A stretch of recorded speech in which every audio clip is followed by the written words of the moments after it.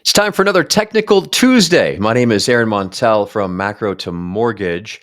Going to take maybe 15 minutes and run you through my daily routine of what I deem to be important charts to help get a sense of where interest rates and mortgage rates may be going in the near term. So, with that, we'll jump in. It's been a few weeks since we were here and ran through this exercise. So, I'll give a little bit of a recap and also look forward. We'll start with the 10-year Treasury yield. Of course, we follow the 10-year Treasury yield. It most closely tracks the movement of the mortgage-backed security market, which of course dictate mortgage rates. The 10-year Treasury yield entered into a pattern known as a descending triangle or falling wedge back in 2023, a series of lower highs, lower lows. That is until the December Federal Reserve FOMC meeting, where it broke out of that channel. That breakout in technical analysis is considered a bullish continuation pattern, and it's easy to do a back of the envelope price target with that. You basically take what some call the flagpole, which is the longest part of the pattern, copy it and impose it where the breakout occurred. And it's going to give us roughly a price target of about 5.5, slightly more, a little over 5.5%. That is my current price target on the 10-year Treasury yield. How does it get there? What does the roadmap look like? Of course, I can't say with any degree of certainty, but a few possibilities I plotted last time we met here on a Technical Tuesday. And so far, at least, it looks like this first line is acting as support. Although, to be honest, it's beginning to look just a little bit weak. So I would expect this might break in the next few days, and then perhaps we come back here and test the upper part of the triangle or wedge, which would make sense to kind of test that previous resistance as current support. So this is becoming more likely. So maybe slightly better yield ahead, maybe down into a 4.1, 4.2 before resuming higher. Of course, I can't say where it's going to happen in time. Maybe it's here in February or March. Maybe it doesn't happen until here in July. I can't say. But when that does occur, I'm going to become very cautious and expect raised rates to turn in head higher, not continue lower. It'll simply be a back test of that broken pattern for me. Looking at the inverse, bonds, very similar, rising pattern, fell out of it. That is a continuation pattern to the downside. It's just the inverse of everything we looked at with yield a moment ago. Last time we met, I suggested that we had found support here at previous support back in April of 24. And at least for now, it was support heading back higher. And much like testing the pattern on the yield side, on the bullish yield, would expect the same here for different reasons. For bearish retest of this broken channel, retest of support to become resistance before heading lower. Just a few days ago, I put out a piece on the Substack about the US dollar. I've been watching the US dollar very, very closely as I think it portends a lot, particularly it gives me a sense of where interest rates might go in a dollar world. Of course, the dollar, the global reserve currency. So when we talk about tariffs and trade policy, it has an immediate and often pronounced effect on the US dollar and other currencies for that matter.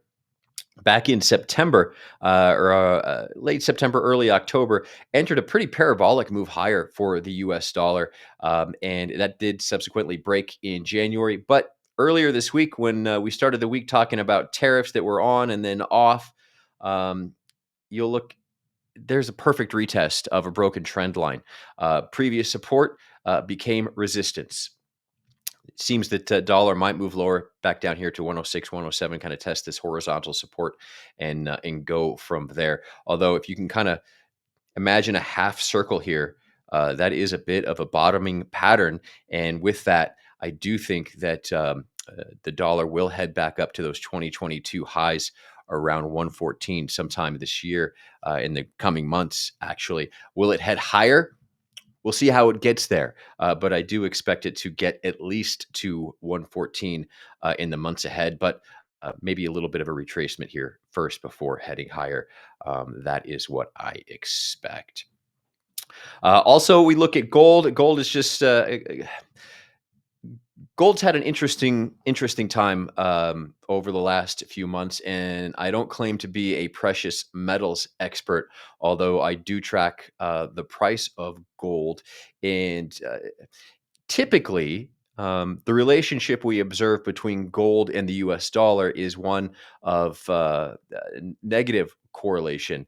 But as of late, it has been moving in tandem with the US dollar, which I find somewhat interesting, and I haven't quite been able to figure out why that is. If you have a theory, I'd love to hear from you in the comments. Typically, dollar and gold move opposite one another. That has not been the case lately. I find that interesting, and I do hear a lot of people talking about oil. Oil is simply another way to talk about the U.S. dollar, as it is priced in dollars globally. Another thing I like to look at every morning is financial conditions. And while there are charts, if you have access to a Bloomberg terminal, for example, you can pull up a chart of financial conditions, which a lot goes into that one chart. I do not. So I use a proxy. Actually, I use a couple proxies that over the years I've found to be pretty good proxies for financial conditions. And one of those is J and K, which is high yield corporate bonds. Um, I'm not really taking much away from this. It's just been treading sideways for some time. So, financial conditions, while they're not as tight as policymakers would like us to think, they're not getting any looser. So, make of that what you will. Another way to kind of back of the envelope check out financial conditions is HYG, or high yield growth, kind of the same thing. High yield corporate debt, also, you know, pretty similar, as I would expect, kind of trading sideways. The last point I want to make today on this Technical Tuesday for macro to mortgage is that of liquidity. Liquidity has been the driver of markets for years now, ever since the federal government, both fiscal and monetary policy, infused trillions of dollars into the economy during the COVID era.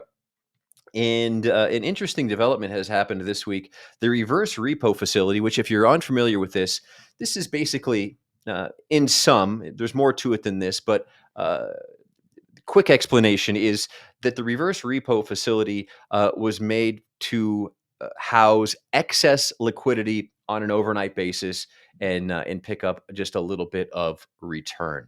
It's basically what it is. It's a swap overnight. Institutions that have excess liquidity, they park it on the reverse repo, in the reverse repo facility. In exchange, they get to hold treasuries for the night, or notes or bills rather. Um, but it is a vehicle that we use to gauge liquidity in the system.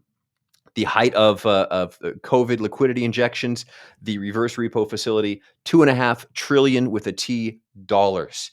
Now, for the first time since 2021, spring of 21, the reverse repo facility is below 100 billion. It marked 83 billion earlier this week. That's only important because it is a sign that liquidity is leaving. And liquidity, as I mentioned, has been the driver of equity prices and bond prices, i.e., lower yields for the last couple years. So as the Fed rose, as the Fed increased, as the Fed increased rates over the past few years, everyone was surprised that the equity markets kept marching higher. And really, what that was, at least in part, was the draining of the reverse repo facility, the draining of that excess liquidity, moving it from this facility into equity markets. Again, at least in part. Same is true with the treasury market. This excess liquidity was finding a home in treasuries when that yield became so attractive uh, that those in control of such liquidity decided, I'm going to go park my money here. So that liquidity is now elsewhere. It's not excess. It's not looking for a home.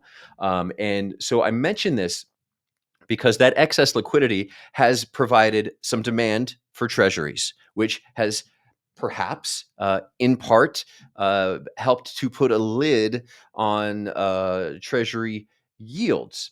Because again, this excess liquidity can be used to draw on to purchase treasuries at times when yields became attractive, quote unquote, enough. So, with that being said, one of the main sources of liquidity over the last few years is draining, now below 100 billion, which seems like a lot in the scheme of things. It's really not. This will go to zero.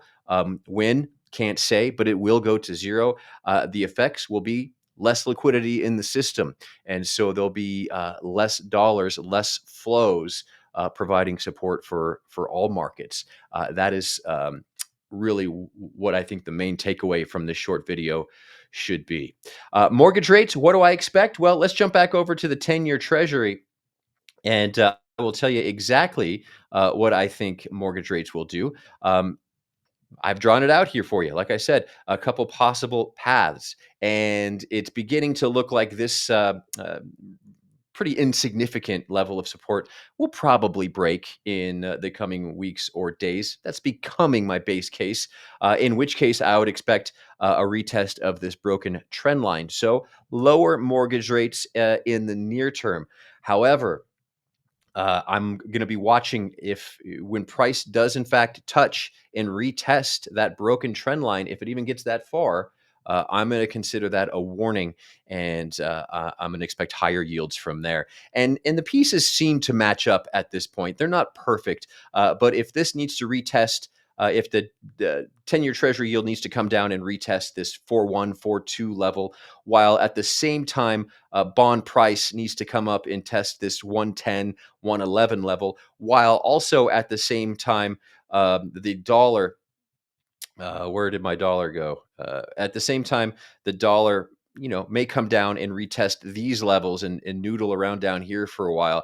It does seem that in the near term, uh, maybe some small incremental improvements over the weeks ahead, but absolutely not out of the woods as far as higher yields go. And as a matter of fact, I do believe that at some point this year, likely second or third quarter, we will touch that 5.5% target here on the 10-year Treasury yield. So that is a quick look at Technicals Tuesday for this week. I certainly hope that you have gotten something out of this brief explanation of the technicals that I like to follow. If so, please give me a thumbs up, give me a follow, give me a subscribe, and of course, if you have any comments or questions, leave them in the chat below. I would love to talk with you about that. So, with that, thank you for watching Technical Tuesday.